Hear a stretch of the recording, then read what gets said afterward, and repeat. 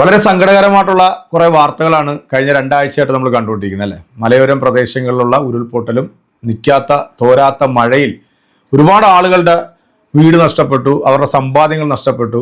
നമ്മുടെ രണ്ട് പ്രിയപ്പെട്ട സഹോദരങ്ങൾ, ഒരു അമ്മയും മകനും മരണപ്പെടുന്ന വാർത്തകൾ നമ്മൾ കണ്ടു. നമ്മുടെ കേരളത്തിൽ ഓരോ വർഷങ്ങളിലും ഇത്തരത്തിലുള്ള ദുരന്തങ്ങൾ നമ്മൾ ഏറ്റുവാങ്ങാറുണ്ട്. കഴിഞ്ഞ 2 കൊല്ലത്തിന് മുമ്പാണ് വയനാട്ടിൽ ഒരു മഹാദുരന്തമുണ്ടായി.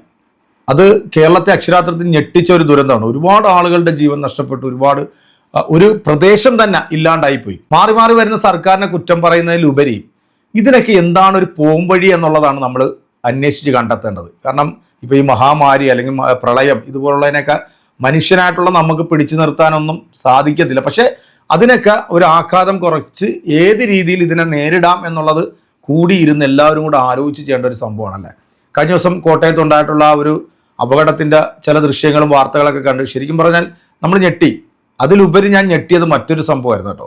നമ്മുടെ പൂഞ്ഞാറിൻ്റെ XMLA ആയിട്ടുള്ള നമ്മുടെയൊക്കെ സ്വന്തം കുഞ്ഞാടായിട്ടുള്ള നമ്മുടെ PC ജോർജിൻ്റെ ഒരു വീഡിയോ കണ്ടു. ശരിക്കും പറഞ്ഞാൽ ആ വീഡിയോ കണ്ടപ്പോഴത്തേക്ക് അല്ലെങ്കിൽ അദ്ദേഹം പറയുന്ന കേട്ടപ്പോഴത്തേക്ക് ഞാൻ വല്ലാണ്ട് ഞെട്ടിപ്പോയി. കാരണം അദ്ദേഹത്തിൻ്റെ വീട്ടിൽ ഇന്നേ വരെ വെള്ളം കയറിയിട്ടില്ല. പക്ഷേ ഇപ്രാവശ്യം അദ്ദേഹത്തിൻ്റെ വീട്ടിൽ വെള്ളം കയറി. മഹാനഷ്ടങ്ങളാണ് അദ്ദേഹത്തിൻ്റെ വീട്ടിലുണ്ടായിരിക്കുന്നത്.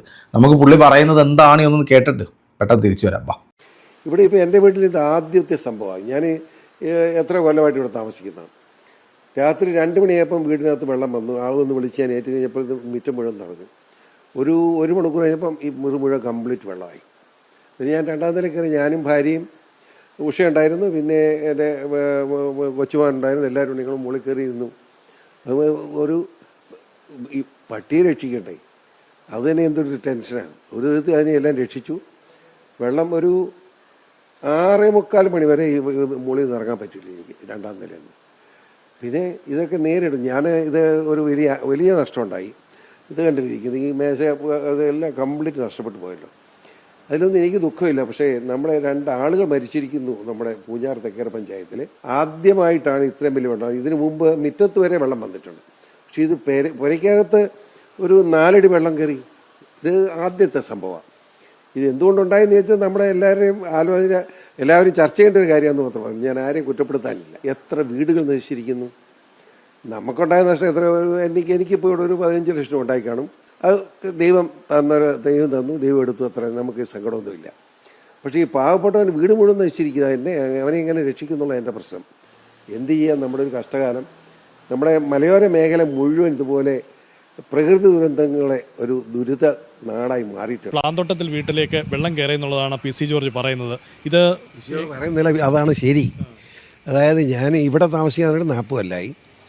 എൻ്റെ തറവാട് നേരെ ഓപ്പോസിറ്റാണല്ലോ. എനിക്കറിയാമല്ലോ വെള്ളത്തിൻ്റെ ഇത്. ഇന്ന് വരെ ഇത്രയും വലിയൊരു വെള്ളപ്പൊക്കം ഉണ്ടായിട്ടില്ല. ഞാൻ ഉറങ്ങി കിടക്കുമ്പം എൻ്റെ ഇവിടെ അടുത്തുള്ള ഒരു പയ്യൻ ബാങ്കിലൊരു ഉദ്യോഗസ്ഥനാണ്. അയാൾ വന്ന് വാതിൽ ചവിട്ടി വിളിച്ചേപ്പിച്ചു. 2 മണി. അച്ഛനെ നോക്കാൻ പോയി നോക്കി ഇവിടെ മുഴുവൻ മുറ്റം മുഴുവൻ നിറഞ്ഞ വെള്ളമാണ്. ഞാൻ നോക്കി നിൽക്കുമ്പോഴാണ് ഇവനൊരു 2:30-2:45 ആയപ്പോഴത്തേക്ക് എൻ്റെ പെരയ്ക്കകത്ത് വെള്ളം കയറി. ഒരു പെരയ്ക്കകത്ത് ഒരു 3.5 അടി വെള്ളം. അത് പാട് കാണാമല്ലോ. അതല്ല ആ ഇല്ലേ, ആ മേശ മൂടി വെള്ളമായിരുന്നു കറക്റ്റ്. അതാ സാധനമെല്ലാം മുകളിൽ കയറ്റി വെച്ചിരിക്കുന്നത്. ഈ ഫർണിച്ചറുകളെല്ലാം അതിനകത്ത് എടുത്തുകൊണ്ട് മാറ്റുക. അത് ഭയങ്കര നഷ്ടം ഉണ്ടായിരുന്നു. അതിപ്പോൾ പറഞ്ഞിട്ട് കാര്യമില്ല. ഞാൻ പറയും, ഒരു 3 സെൻറ്റ് കിടക്കുന്നവൻ മുഴുവൻ തകർന്ന് കിടക്കും. പിന്നെ എൻ്റെ നഷ്ടം പറഞ്ഞതിന് ന്യായമില്ല. ഉണ്ടാകാൻ മിണ്ടാത്തത്. ഈ വീട്ടിൽ അന്നേരം ആരൊക്കെ ഉണ്ടായിരുന്നു? ഞാനും എൻ്റെ ഭാര്യ ഉണ്ടായിരുന്നു. എൻ്റെ 2ാമത്തെ മകൻ ഡോക്ടർ ഷെയ്ൻ ഉണ്ടായിരുന്നു. ഞങ്ങൾ 3 പേരും ഉണ്ടായിരുന്നു. മുകളിൽ കിടക്കാനുള്ള സുഖമായിട്ട് 2ാം നില കയറിയിരുന്നു. ഉറങ്ങിയില്ല, നോക്കി നിന്നു. ഈ വെള്ളം ഇങ്ങനെ ഒന്ന് അലയടിച്ചുകൊണ്ടിരിക്കുക. വേറെ വലിയ പ്രത്യേകത, ഈ മുറി അടച്ചിട്ടപ്പോഴുള്ള കുഴപ്പമെന്ന് വെച്ചാൽ മുറി തുറന്നാൽ വെള്ളം ഒഴിയാൻ പോകും. അടച്ചിടുമ്പോഴുള്ള കുഴപ്പമെന്ന് വെച്ചാൽ നമ്മുടെ ഇവിടെ അടുക്കള ഭാഗത്തൊക്കെ ആ കെട്ടമൊക്കെ അതിനകത്തൊക്കെ അടച്ചിട്ട് കൊണ്ട് തന്നെ വെള്ളം അതിനകത്ത് നിറഞ്ഞു. എന്നിട്ട് ഓളം തട്ടിയിട്ട് ഫ്രിഡ്ജും പേപ്പർ മുഴുവൻ തകർന്നു, ചളുങ്ങിപ്പോയി. ഫ്രിഡ്ജൊക്കെ കമന്ന് വീഴുക. എന്നിട്ട് മുഴുവൻ വെള്ളം അടിച്ച് നശിക്കുക. 2 ഫ്രിഡ്ജ് പോയി. ഒരു TV ഇങ്ങനെ പോകാത്തൊന്നുമില്ലെന്നേ. കാരണം വെള്ളം കയറി പോയില്ലേ. എല്ലാം കുറ്റംപെട്ട് കാര്യമില്ല. ഇപ്പോൾ എത്ര രൂപയുടെ നഷ്ടം ഉണ്ടായി? ഇതിപ്പോൾ നമുക്ക് നഷ്ടം നോക്കിയാണ് ഇവിടുത്തെ നഷ്ടം ഒരു 10 ലക്ഷം രൂപയ്ക്ക് മുകളിൽ കാണും. അതിനൊക്കെ വലിയൊരു നഷ്ടമുണ്ടായി. ഇവിടെ തൊട്ടപ്പുറത്ത് ഉഷയുടെ ഒരു സ്ഥാപനമുണ്ട്, ജൗളിക്കടയും തയ്യക്കടയും എല്ലാം കൂടെ. അവൾ വണ്ണൂർ നടന്നതാണ്. ഞാനത് നിർത്തണം പറഞ്ഞുകൊണ്ട് നടക്കായിരുന്നു. അവൾ നിർത്താതെ വെച്ചുകൊണ്ടിരിക്കുകയായിരുന്നു. പക്ഷെ അത് മുഴുവൻ നശിച്ചെന്ന് പറഞ്ഞാൽ അതിന് പ്രശ്നം, അവളെ സാരിയെല്ലാം വിൽക്കാൻ വെച്ചിരുന്ന സാരികൾ, ഏറ്റവും ഹൈ ക്വാളിറ്റി സാധനങ്ങൾ മാത്രമേ ഉള്ളവൊക്കെ മുഴുവൻ പോയി, വെള്ളം കയറി പോയി. അതിൽ ഞാൻ ഒരു 30 ലക്ഷം, അത് കൂടുതൽ നഷ്ടമുണ്ടെന്ന് അവൾ പറയുന്നത്. വാഹനങ്ങൾ 2 ഇന്നോവ കാറും ഒരു മാരുതി ഉണ്ടായിരുന്നു. 2 ഇന്നോവ കാറും സ്റ്റാർട്ട് ചെയ്തിട്ടിരിക്കുക, വെള്ളം കയറിയിട്ടുണ്ട്. എന്നാലും ഇത് ആദ്യമായിട്ടാണ് ഈ ഒരു അതെ ഇത് ആദ്യം തന്നെ എൻ്റെ ജീവിതത്തിൽ ആദ്യത്തെ അനുഭവമാണ്. ഈരാറ്റോട്ട് ഏറ്റവും വലിയ കോൺട്രസ് കംപ്ലീറ്റ് പോയി. അവിടെ ഒരു പച്ചക്കറി ഉൾപ്പെടെ എല്ലാ സാധനം വയ്ക്കുന്ന ഒരു കടയുണ്ടായിരുന്നു, പേര് ഞാൻ മറന്നു കേട്ടോ. ₹1 സാധനം തിരിച്ച് കിട്ടിയിട്ടില്ല. ഈരാറ്റുപേട്ടിൽ നമ്മുടെ മുസ്ലിം സഹോദരർക്ക് ഉണ്ടായിരിക്കുന്ന നഷ്ടം വിലമതിക്കാൻ അത് നമുക്ക് ഇത്ര രൂപ എന്ന് പറയാൻ കഴിയില്ല. അത്ര കോടികൾ നഷ്ടമുണ്ടായിട്ടുണ്ട്. സത്യം, അവരെ എങ്ങനെ സഹായിക്കാം, അത് എല്ലാവരും ചേർന്ന് സഹായിക്കണം എന്ന അഭിപ്രായക്കാരനെയും. വേറൊന്നും എനിക്ക് അഭിപ്രായമുണ്ട്. ഈ ഒന്നുമില്ലാതെ നഷ്ടപ്പെട്ട ആളുകളുണ്ട്, അവരെ സഹായിക്കാൻ ഞാൻ പറഞ്ഞ എൻ്റെ സഹായം ഉണ്ടാവും. നമുക്ക് മൊത്തമായിട്ട് ഇവിടുത്തെ ജനങ്ങളെല്ലാം കൂടെ കൂടിയിട്ട് ഇല്ലാത്തവർക്ക് ഉണ്ടാക്കി കൊടുത്ത് അവരെ കൂടി ഉയർത്തിക്കൊണ്ടുവരണമെന്ന് എൻ്റെ അഭിപ്രായം. അതിനെപ്പറ്റിയൊക്കെ വളരെ വിശദമായി ചർച്ച ചെയ്യാൻ പോവുക. ഇതുപോലെ മഹാമാരിയോ പ്രളയമോ ഒക്കെ വരുമ്പോഴത്തേക്ക് ദൈവം തമ്പുരാൻ നല്ലവനെന്നോ ചീത്തവനെന്നോ ഒന്നും നോട്ടമില്ല അല്ലേ. വരുമ്പം മൊത്തത്തിലും കൊടുത്തേക്കും, എല്ലാവർക്കും കിട്ടും അതിൻ്റെ ഫലം. അപ്പോൾ നമ്മുടെ PC ജോർജ് അച്ചായൻ്റെ വീട്ടിൽ വെള്ളം കയറി ഏതാണ്ട് 10 ലക്ഷം രൂപയോളം നഷ്ടമാണ് പുള്ളിക്കാരൻ പറയുന്നത്. അതിപ്പോൾ എന്തായാലും ഉടനെ തന്നെ സർക്കാരിലേക്ക് നഷ്ടപരിഹാരത്തിനുണ്ട് ഒരു അപേക്ഷ കൊടുത്തു കഴിഞ്ഞാൽ ചിലപ്പം ആ ഒരു നഷ്ടപരിഹാരം കിട്ടിയേക്കും.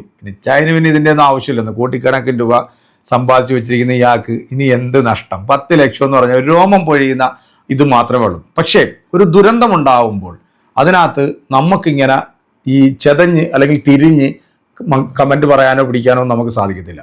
കഴിഞ്ഞ വയനാട് ദുരന്തമുണ്ടായ സമയത്ത് ആ ദുരന്തത്തിൽ ഒരു കുടുംബത്തിലെ 11 പേർ നഷ്ടപ്പെട്ട് അവസാനത്തെ ഒരു ആൺ സന്തതി ആ തരിശു ഭൂമിയിൽ വന്ന് കുത്തിയിരുന്ന് കരയുന്ന ഒരു ചിത്രം നിങ്ങളിൽ ഇപ്പോഴും ഓർമ്മയുണ്ടാവും അല്ലേ. ആ ചിത്രത്തിൻ്റെ താഴെ വന്നിട്ടുള്ള കമൻറ്റുകൾ ഒരു പക്ഷേ നിങ്ങൾ ശ്രദ്ധിച്ചിട്ടുണ്ടാവും അല്ലേ. ആ കമൻ്റ് ഇട്ട വിഭാഗം ആരാണെന്നുള്ളതും ഞാൻ പറയാതെ തന്നെ നിങ്ങൾക്കറിയാം. അപ്പം മനുഷ്യനെ മനുഷ്യനായിട്ട് പോലും മതിക്കാത്ത, മനുഷ്യന് മൃഗങ്ങളുടെ പോലും വില കൽപ്പിക്കാത്ത കുറേ ക്ഷുദ്രവാണങ്ങളുണ്ട്. അവരൊക്കെ ഉണ്ടല്ലോ സത്യത്തിൽ ഇത് കാണണം. ഇതൊക്കെ ദൈവം തമ്പുരാൻ കൊടുക്കുന്ന ഒരു ഷോക്ക് ട്രീറ്റ്മെൻറ്റാണ്. കാരണം ഇത്തരത്തിലുള്ള അനുഭവത്തിലൂടെങ്കിലും മനുഷ്യനായിട്ടെങ്കിലും മാറണം എന്നപ്പോൾ ദൈവം തമ്പുരാൻ ചിന്തിച്ചിട്ടുണ്ടാവും. ഇതൊക്കെ ഒരു മനുഷ്യനായിട്ട് ഇനി മാറാൻ ഇവർക്കൊക്കെ സാധിക്കട്ടെ എന്ന് മാത്രമേ ഞാൻ ഈ ഒരു വീഡിയോ കൊണ്ട് ഉദ്ദേശിക്കുന്നുള്ളൂ. അപ്പോൾ എന്തായാലും എൻ്റെ പ്രിയപ്പെട്ട പ്രേക്ഷകരെ, ഈ വീഡിയോ നിങ്ങൾ കണ്ടല്ലോ അല്ലേ, ഇതിനുള്ള കൃത്യമായിട്ടുള്ള, അപ്പോൾ നിങ്ങൾ വീഡിയോ കണ്ടല്ലോ. അപ്പോൾ നമുക്ക് അടുത്തൊരു വീഡിയോയിൽ വീണ്ടും കാണാം. അതുവരേക്കും എല്ലാവർക്കും ബൈ.